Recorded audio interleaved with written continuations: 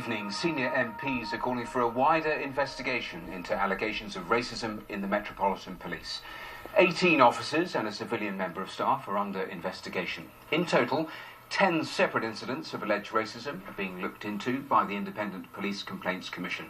Our Home Affairs correspondent, June Kelly, has this report. Not for the first time, Scotland Yard in the spotlight over race.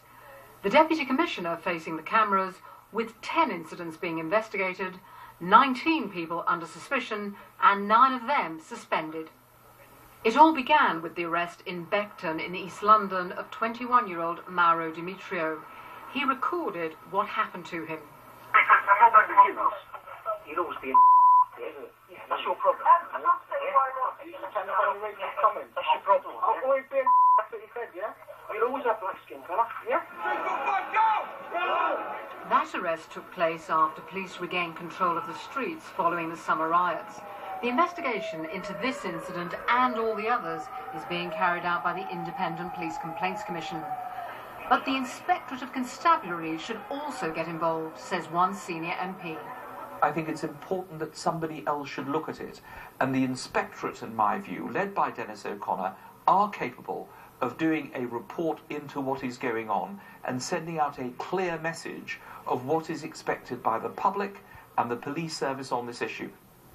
It was Scotland Yard's failure to investigate the murder of the black teenager Stephen Lawrence which shone a light on the Met's attitude to race. In the Macpherson report which followed, the force was branded as institutionally racist. More than a decade on, a report into last summer's riots found that the Met had issues around positive or quality contact with communities. And these latest allegations will make things worse, says one of those behind the riots report. It tears an open wound. It's extremely serious. And I think the relevant authorities have to communicate and engage and reassure very quickly. But I feel also they have to say the vast majority of policemen and women are not racist.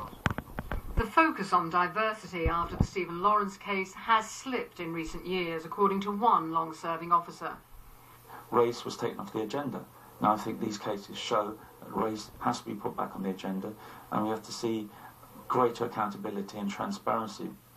Senior officers here say they're heartened by the fact that some of these allegations have only come to light because of whistleblowing inside the force.